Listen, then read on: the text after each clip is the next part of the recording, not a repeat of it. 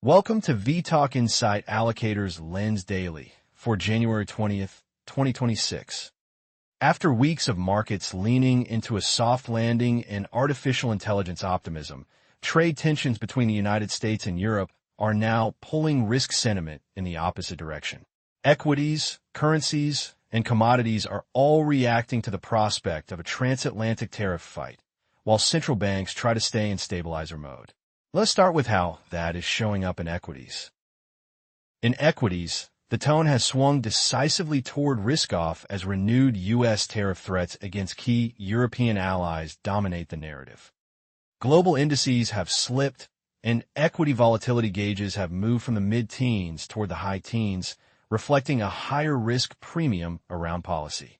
The sharpest stress is in Europe, where concerns about new U.S. duties on multiple countries, starting near 10% and potentially rising to 25% by mid-year, are weighing heavily on sentiment.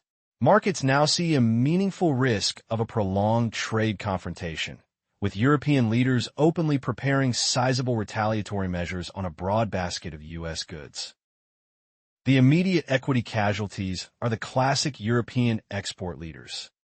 Luxury brands and automakers with large U.S. exposure, as well as high-end technology hardware names, are facing pronounced downside, with several analysts flagging limited near-term upside, even for previous sector bellwethers.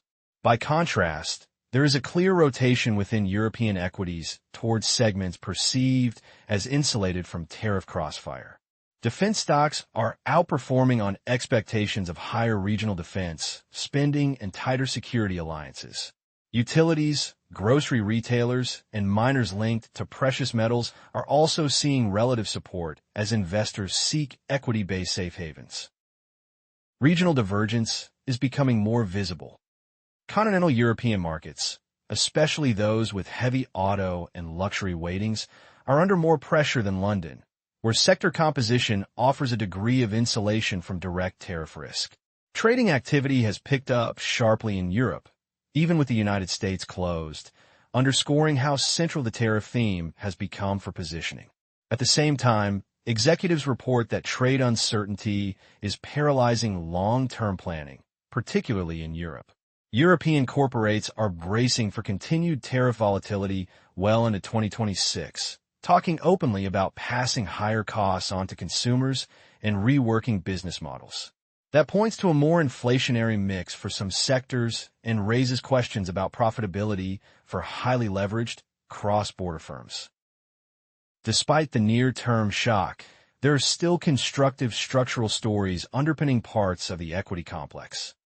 Artificial intelligence-driven productivity gains are one example, with U.S. productivity growth having moved from around 1% toward 2%. Companies that can harness these technologies, including large financial institutions investing in quantum computing and AI to transform trading and operations, may see sustained performance differentiation. Private markets are another source of resilience. Private equity fundraising remains strong, with over $23 billion raised last year and a higher target set for this year, supported by growing secondary strategies that offer earlier cash flows.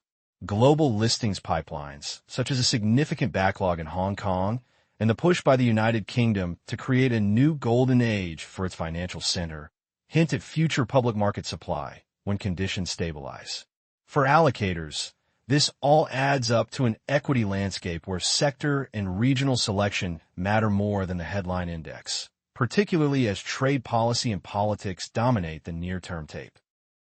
Turning to rates, policymakers are being asked to absorb the shock of trade tensions without overreacting to every headline.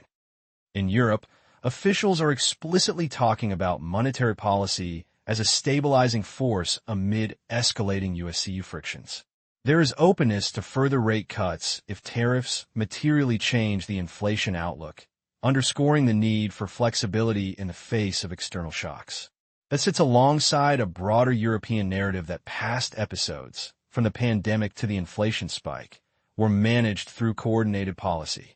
Markets will be watching whether that coordination extends to today's geoeconomic tensions, especially if retaliatory measures on tens of billions of dollars of goods do move from threat to reality. In the United States, the Federal Reserve is signaling patience. Tariff-driven price pressures have so far been less severe than once feared, and the central bank is putting more weight on labor market dynamics than on marginal import cost increases. The modal expectation remains for around 2 additional rate cuts this year, broadly aligned with current market pricing. Recent declines in U.S. front-end yields are prompting investors, particularly in allied countries, to reconsider how they hedge their U.S. exposures. Lower short-term yields reduce the carry benefit of holding unhedged dollar assets, which in turn can influence both demand for treasuries and the structure of cross-currency hedging across portfolios. A key tension for rates markets is the balance between growth and inflation risks from tariffs.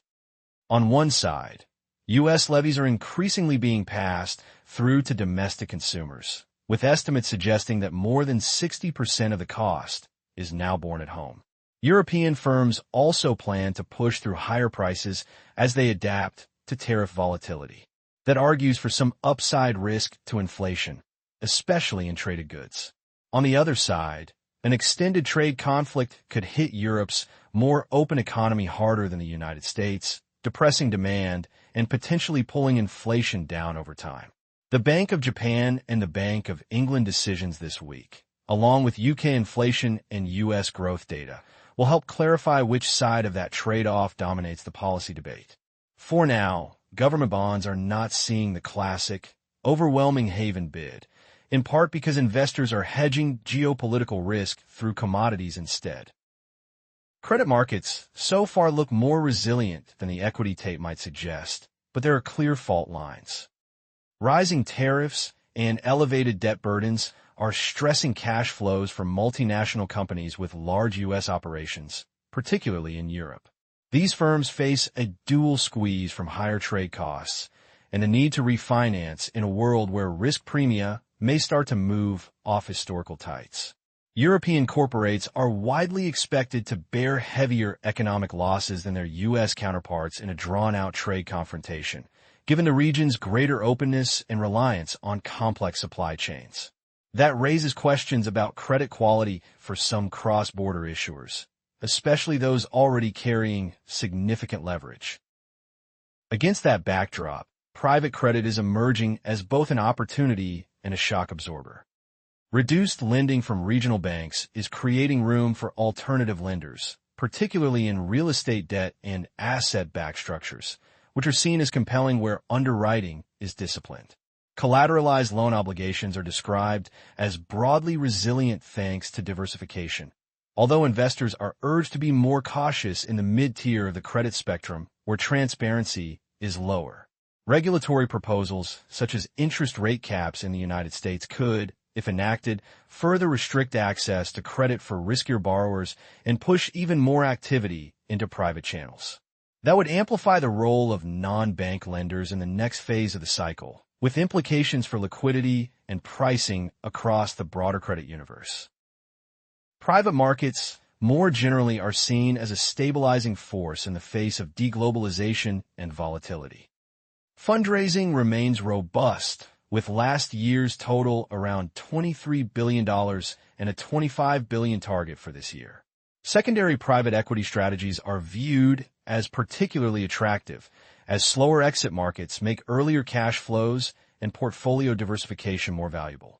Higher interest rates have already shifted the private equity playbook away from multiple expansion toward operational improvements and alignment with structural growth drivers.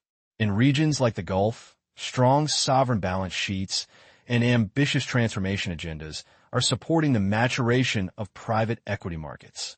For liquid credit allocators, these dynamics in private capital and bank retrenchment offer both competition and potential partnership across the capital structure, especially as trade-related stress test corporate balance sheets. Foreign exchange markets are reflecting both policy uncertainty and a gradual shift in the global reserve landscape. The U.S. dollar is weakening against major counterparts, with broad indices moving lower as investors demand a higher risk premium for U.S. policy unpredictability. The euro has strengthened in this environment, helped by expectations that the United States may ultimately shoulder more of the tariff inflation burden. Some of that euro strength is viewed as fragile, however. Previous tariff episodes have shown that the euro-dollar dynamic can reverse quickly once markets reassess which side of the Atlantic faces the larger economic shock. If Europe's more open economy absorbs more pain from disrupted trade, currency support could fade even as political pressure for a tougher response to U.S. actions rises. Within developed markets, the Swiss franc stands out as a preferred safe haven.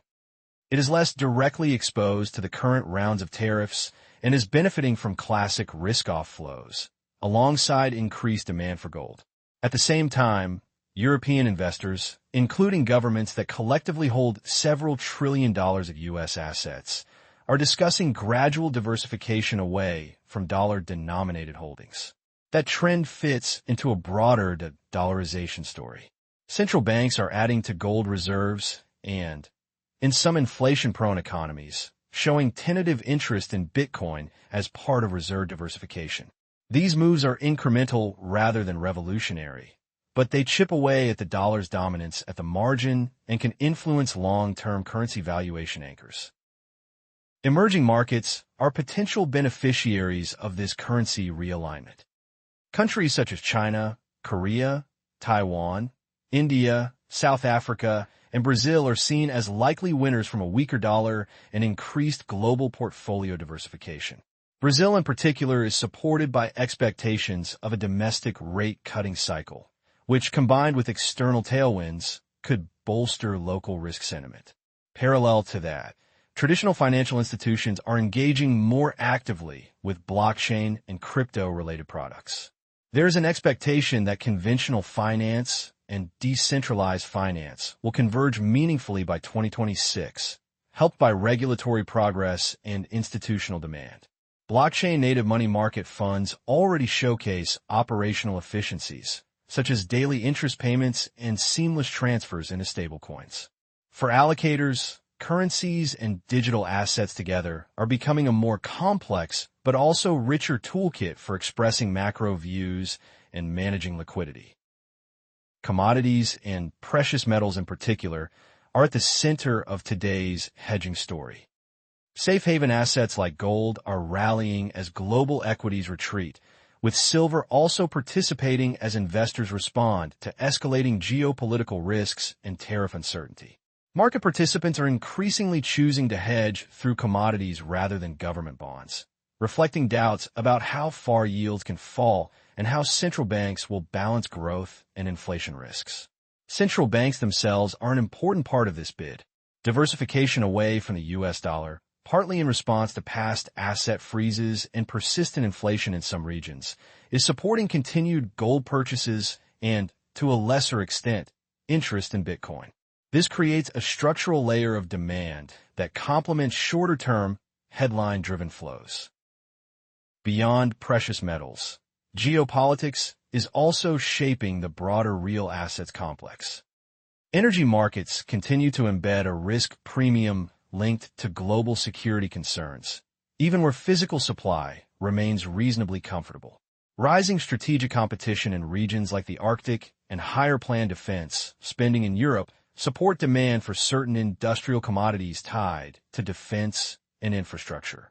At the same time, artificial intelligence and the energy transition are reshaping demand patterns for metals and power, reinforcing the role of real assets in multi-asset portfolios. With the World Economic Forum highlighting geoeconomic fragmentation and armed conflict as top global risks, commodities are likely to remain central to how investors protect against tail events, even if their precise mix shifts as trade and policy paths evolve.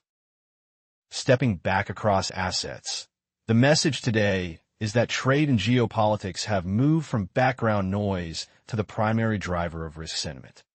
Equities are expressing that most clearly through pressure on European exporters and a rotation toward defensive sectors, while structural themes like artificial intelligence and private market growth still underpin the medium-term story. Rates markets see central banks trying to act as stabilizers, weighing modest easing against tariff-related inflation risks. Credit conditions remain broadly resilient, with private credit and private equity providing additional ballast. Even as highly levered, trade-exposed corporates come under more scrutiny. In foreign exchange, dollar softness, a stronger Swiss franc, and gradual reserve diversification frame a more multipolar currency backdrop. And commodities, led by gold and silver, are doing more of the hedging heavy lifting. For allocators, the key watch points are the evolution of US-EU tariff negotiations, upcoming central bank meetings, and any signs that capital is reallocating away from U.S. assets more forcefully. How these forces interact will determine whether today's risk-off shift proves a temporary adjustment or the start of a more durable repricing across assets.